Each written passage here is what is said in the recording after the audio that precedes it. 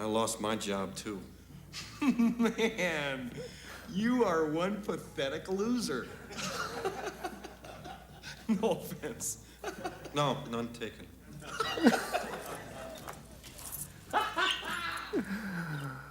Oh, good morning, good morning. Hey, in 2000, it's hard to believe it's been that long, but 18 years ago, a movie came out and it starred Clooney and Wahlberg, and they both died, spoiler alert.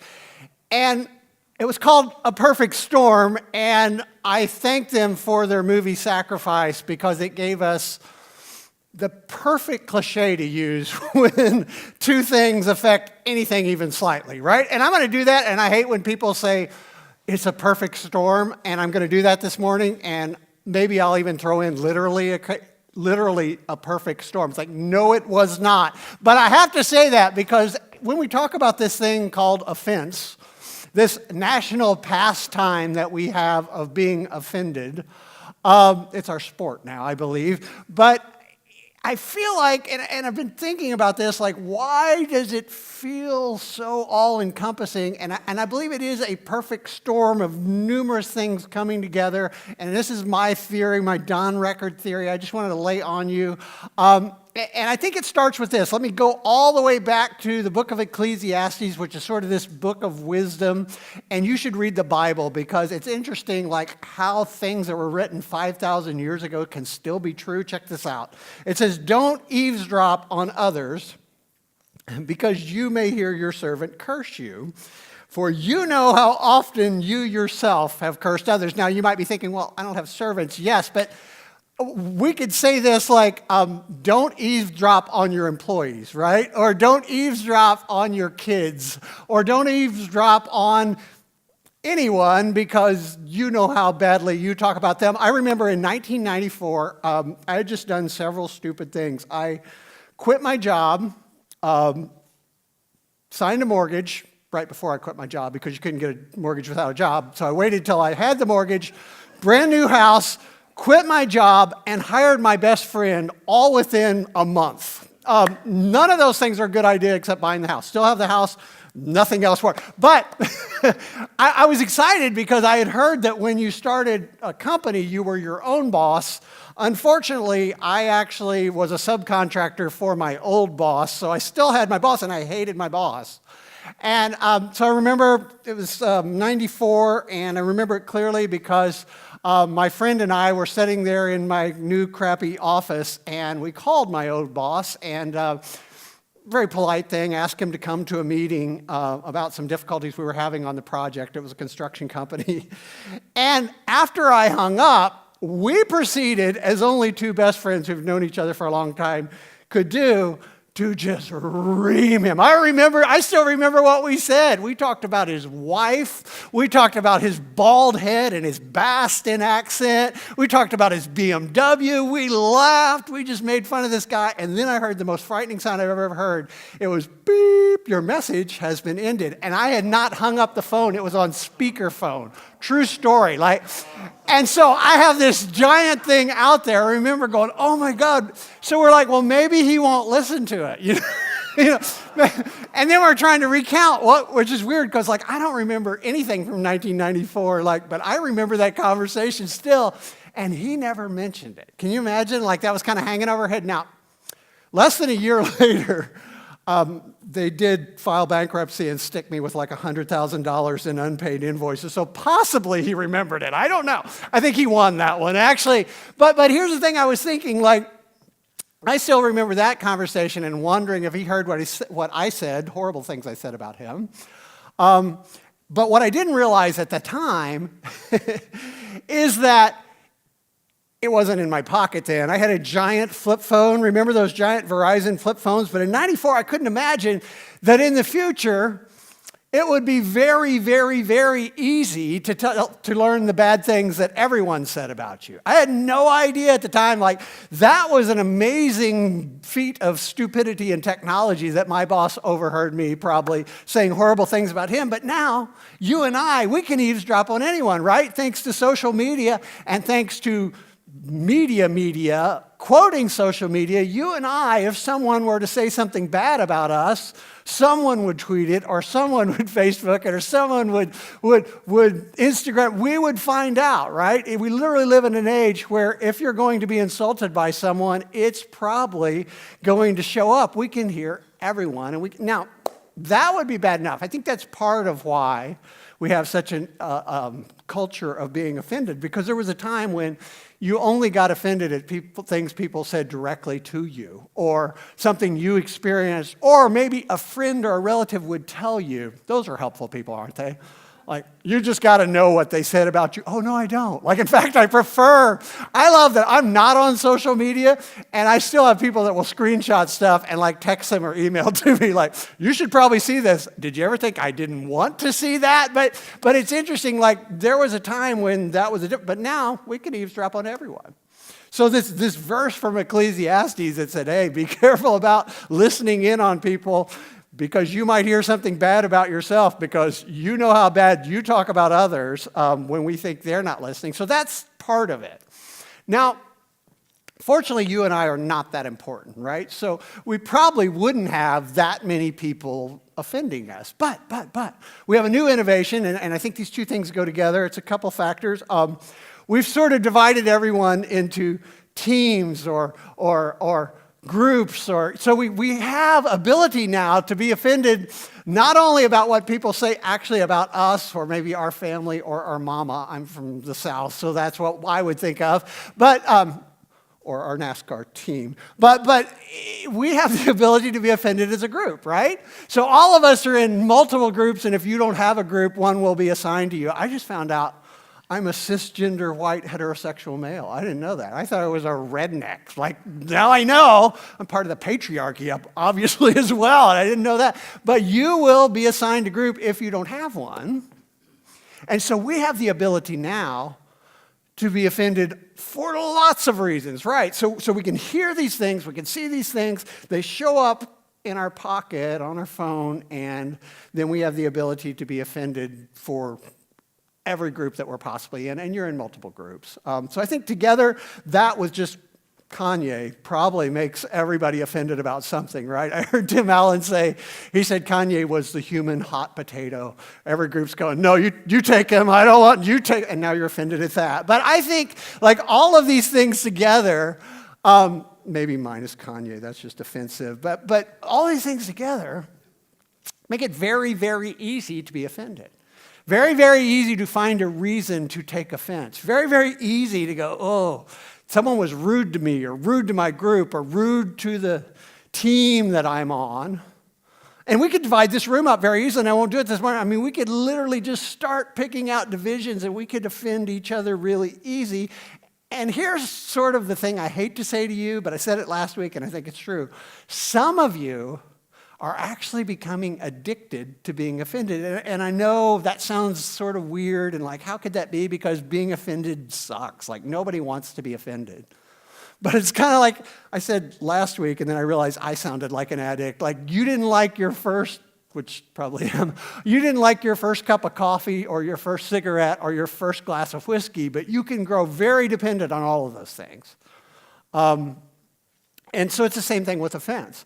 I believe we have many of us in a room like this, at least someone here has become addicted to offense. Like, it started out, it hurt and you hated it, but now you're kind of excited when you get offended because you can tell everybody else and you can get attention, and you sort of go, you get a rush when you see something that's offending to you or your group or your team or whatever. Now, all of us live in that world, even if you're not addicted to offense. And if you are, I don't have a 12-step program for you. I think I've got a 2 or 3-step program for you. But I'd love to see you come out of that, because I think it's a terrible way to live, not just for you, but for the people around you. But here's the thing about it, guys. Even if you're not personally struggling with being addicted to offense, even if you're not someone who spends your day worrying about the things that people have said that are offensive to you, and you're not the person who's always sharing those things with others, you still live in a world where you can feel its effect. Like, you don't ever have to have a drink for someone, a drunk driver, to harm someone in your family or harm you. And that's the same way with this whole offense culture we're building. Like, you can be harmed even if you don't think you're part of it, because you could be misunderstood, or you could actually say something offensive, and you could find yourself in a world of difficulty. And so what should we do about this offense problem? What is the answer? That's the question I've had for the last few months, just thinking about this. And might not surprise you, I think the answer is Jesus. That's usually the answer at Action Church or Sunday School or any church. Now, I believe that, and I want to tell you why. But I do have to sort of clean up something from last week. I realized that I had a lot of stuff to cram in last week, and I speak really fast, but I still ran out of time. And basically, what I said last week is that Jesus offended people, and he did, like we talked about, like in different times, and he wasn't even concerned about it in the sense that people would say, like, hey, you offended those people, and he was like, big deal. And he would say something else offensive. So Jesus offended people, and I'm always telling you, like, if you're a Christian, you should act like Jesus. So maybe you walked out of here and, like, put the math together and went, all right, I got some stuff to say, man. Yeah, I hope you didn't start a blog this week. Like, you go, all right, I've been waiting to say this. Or like, I got to make a couple of calls here. I'm going to go drink, So before you do that, and hopefully you didn't start a blog or let me just show you a picture. Yeah, that's what happened to Jesus. So I just want you to think about that. And here's the thing, guys. No offense, you can't rise from the dead in 3 days. So you got to be really careful about this. Here's the truth about offending people. And even why Jesus did offend people, but I don't think it's advisable for you and I to go around and just saying offensive things. And here's why. Here's some wisdom from Scripture that I think really teaches us something. Because this is also true. I mean, it's amazing. An offended friend is hard, and that's a friend, not someone who doesn't like you, like your family. An offended friend is harder to win back than a fortified city, and arguments separate friends like a gate locked with bars. Man, that is still true. So I would urge you this morning not to, even though it's pretty easy in our culture to be offensive, and be careful. I'm not talking about, never say anything or betray your principles, but be very careful, because this Scripture is so true, and wisdom from Scripture, if you're a Christian, and if you're not a Christian, this is still good advice.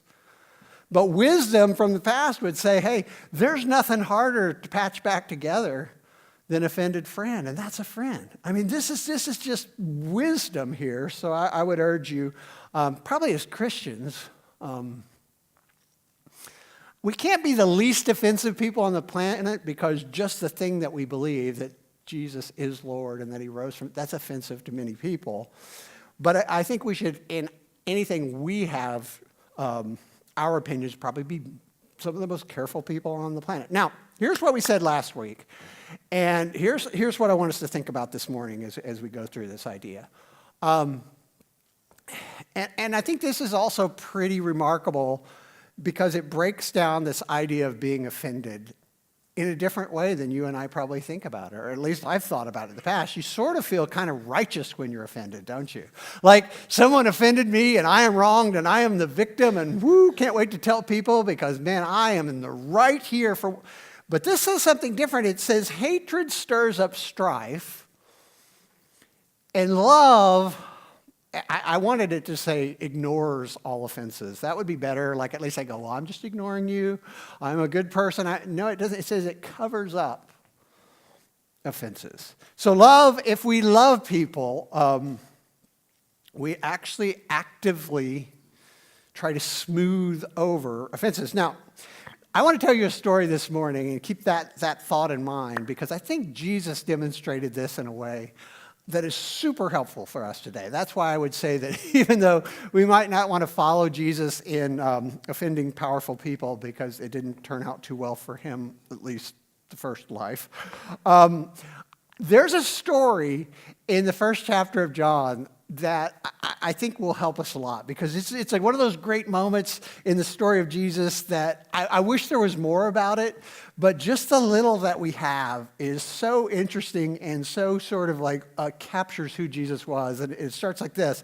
Jesus is going, this is very first part of him sort of transitioning from being a carpenter to a guy who, and I can't even imagine how this happened. It must have been shocking. I mean, it was shocking to people. Like, he stands up and starts saying these super wise things, and you're like, dude, didn't you just build my deck? Like, it had to be weird for people. But all of a sudden, he starts preaching and teaching, and he gathers a following. And there's nothing mentioned before about his, young adult life. But during that time, he starts gathering a crew around him, a group that we call the apostles, but his closest friends. And so he invites a guy named Philip to follow him. He says, hey, Philip, come along with me. Leave what you have behind. And so says the next day, Jesus decided to go to Galilee, and he found Philip and said, come, follow me. Now, Philip was from Bethsaida, Andrew and Peter's hometown. He'd already picked them. They were part of his inner crew. And so he picked another Bethsaida boy to join his crew. And then notice what Philip did. So it says, Philip went to look for Nathanael, which is his friend, and told him, we have found the very person Moses and the prophets wrote about. And his name is Jesus, the son of Joseph from Nazareth. So imagine this, like he invites Peter and Andrew to join his inner circle. He comes to Philip and says, hey, I want you to be part of this movement that we're starting. At this time, crowds are starting together, and they can tell something's happened. And Philip is convinced that he has found the Messiah. He's found the prophet that they've been looking for. Nazareth, so he comes to Nathanael and says, we found the Messiah. Nazareth, exclaimed Nathanael, can any good thing come from Nazareth? Come and see for yourself, Philip replied. Now, kind of a throwaway line maybe, but the problem is, Jesus is Jesus. And so Jesus knows what he has said, and so notice this, and I wish we had more of this story because I think it would be really hilarious. But it says, as he approached, Jesus said, now here's a genuine son of Israel, a man of complete integrity. So he meets Nathanael for the first time and said, here's a guy who tells the truth. Here's a guy who says exactly what he's thinking. Here's a guy you can trust because he's not politically correct. He's not a liar. He'll tell you what he thinks. And so Philip says, how do you even know me? Or Nathanael says, how do you even know me? And Jesus replied, I could see you under the fig tree before Philip found you. Then Nathanael exclaimed, you are the Son of God, the King of Israel. And Jesus said, do you believe this just because I told you what I have seen you under the fig tree? You will see greater things than this. And then he said, I tell you the truth. You will see all heaven open up and the angels of God going up and down on the Son of Man, the one who is the stairway between heaven and earth. So great first impression. You're meeting Jesus for the first time. You insult his homeland, his hometown, his people, and then he reveals to you that he knows exactly what you've said. Awkward, but I was thinking about this, like, what can we learn from that? And I think the problem we're going to have, as I was reading this, I was like, yeah, the problem is it doesn't seem that offensive, right? Like, so you made fun of Nazareth. Nazareth was a tiny little town, about the size of Yo, and I've been making fun of Yo for years, and eventually someone from Yo is going to come here and be mad. But it was about, they believed that there was only 150 people to 200 people ever lived in Nazareth. There's been an excavation there. It was nearby, it was near a Roman garrison called Caesarea. And one reason, now this is speculation, but if we look at that history, I was reading a historical record, one reason people would not be fond of people of Nazareth is just it was a small town. It was never really a powerhouse. You could kind of make fun of it, like, can any good thing come out of Yo? I'm just saying, like, but they believe maybe the reason why Nathanael would say that is because the people of Nazareth were troublemakers. Like there's a story that before Jesus was born, maybe 50 years in the past, they actually robbed the Roman garrison of Caesarea. Romans retaliated pretty heavily. They burned the town down and they believe crucified thousands of Jewish people all in the area. So you can imagine how that would make you not very popular.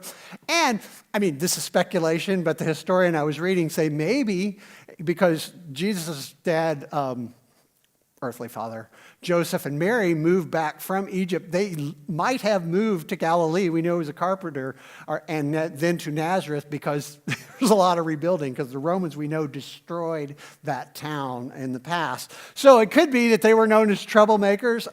There was another thing where they actually had a tax revolt out of this little town of Nazareth and said, nobody pay their taxes. And they went all Wesley Snipes. And the Romans came in and killed a whole bunch more Jewish people and burned it down again. So they were known basically as troublemakers. Probably a good place to be a carpenter because you're always rebuilding the burned down city. That might have been the deal. I don't know. But they had a bad reputation. They were a small town with a bad reputation, not a lot of respect for Nazareth. But the problem is I can imagine you and I kind of go, it seems like a throwaway comment almost, like anything good come out of Nazareth. Now, we could do a little experiment here. That'd be no big deal if we said, can anything good come out of North York? Jerry might be a little mad. He's the ex-mayor, but we could say that, right? Nobody's going to be that offended, but we could take this statement, I have the talent, I have the technology, and we can make it offensive, right? Start throwing countries in here, regions maybe. Can any good thing come from the South? Can any good thing come from Canada? Cheer. But we can make this offensive, right? I could offend, I don't know where you're from, but I can find out. I could go, does anything good come from Mexico? Ooh, all of a sudden. So this could get really offensive really quick. And that's not my intention this morning, but this really was sort of fighting words at that time, or it could have been. And so you have to take into account, like this is an offensive thing to say. It's sort of a tribal thing to say. We would go, oh, that's racist, maybe in this sense. But I want you to notice what Jesus did. And I think this is super helpful to us. Because this was an offensive thing to say, which is the reason why I think we know about it. Because we don't know a lot about these guys when they were, called to be part of his team. But it says, as they approached, Jesus said, now here's a genuine son of Israel, a man of complete integrity. So here's what we know from this. And I think this is helpful if we're going to live lives and learn from the principles Jesus taught. He wasn't offended by being lumped in with the people of Nazareth. And he certainly could have been, right? Like what you would expect is we go, hey, I'm not really a Nazarene. My family's from Bethlehem, actually. And then we came from Egypt. That's what you or I might say, right? It would make sense to go, I'm not even from Nazareth. We built a few decks there after the Romans built it. That could be, but we don't find any of that. You don't find Jesus going, hey, I'm not them. You may not know this, but I'm, he doesn't do any of that. What I think is probably even more noticeable, because you and I go, well, it's sort of a small thing to be offended over. It'd be sort of petty to get all bent out of shape over someone putting down your hometown, that you're really not part of that hometown and you're really a Bethlehem boy. He probably was had I don't know what the B sign is for Bethlehem, but we would feel like that was petty, so that's not what he did, and that's not, but I want you to notice this. Not only was he not offended by being lumped in with the people from Nazareth, you notice that Jesus wasn't offended for the people of Nazareth. Because see, that would seem sort of righteous, wouldn't it? Like if he went, hey, heard what you said about the people of Nazareth. I hear all. That would be fun. Actually, it'd be terrible to do that. Can you imagine? I was just saying, you don't want to hear what people say about you. This would be a horrible superpower. But Jesus actually knew what Nathanael said. And you would almost expect, if he was a nice guy, if he, that he would say, hey, there's good people in Nazareth. Hey, I've got friends there, and I've spent the last few, you could sort of imagine the polite thing to do if you knew someone was putting down your home and going, hey, I'm not really from there, but I am offended that you would say that about the good people of Nazareth. And then you would throw in whatever kind. As a Christian, you would imagine that, and he did none of that. Now, here's the thing about Jesus, too, that we can't forget. There's no greater distance between anyone and anyone than Jesus in a town with a bad reputation, or Jesus the criminal and Jesus as God. So if anyone, what I'm saying to you this morning is if anyone had reason to be offended when they were lumped in with the people of Nazareth, or when he was mistook to be a part of that community, like if anybody had a reason to offend it, it would be Jesus. Notice what the writer Paul said when he was talking about this thing. He was using it as a reason for us to behave differently. He said, don't be selfish. Don't try to impress others. Be humble, thinking of others as better than yourselves. Don't look out for only your own interests, but take an interest in others too. You must have the same attitude that Christ Jesus had. And though he was God, he did not think of equality with God as something to cling to. He never, ever used that.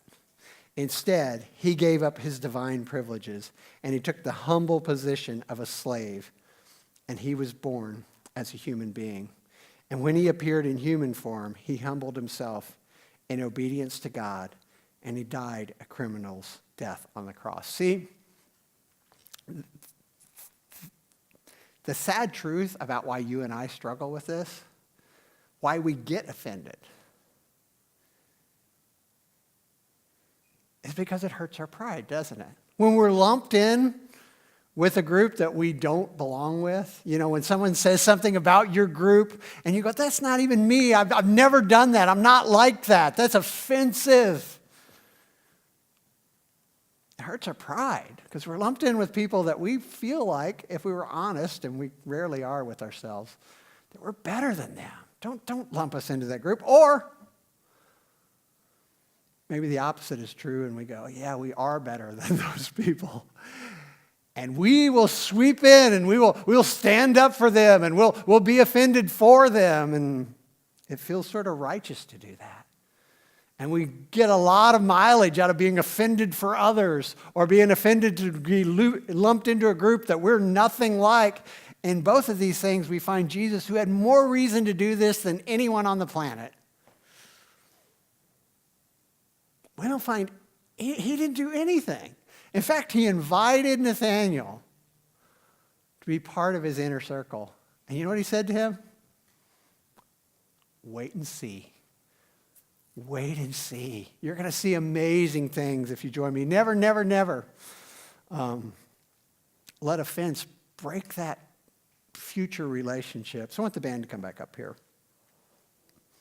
And I want to leave you with this idea again. And I just want to ask you a question. Like, as odd as that idea is, like when people lump me in with a group, or they speak about my actual group of whatever I am part of, my ethnicity, my gender, my financial ability or lack of ability, my team, my group, my tribe.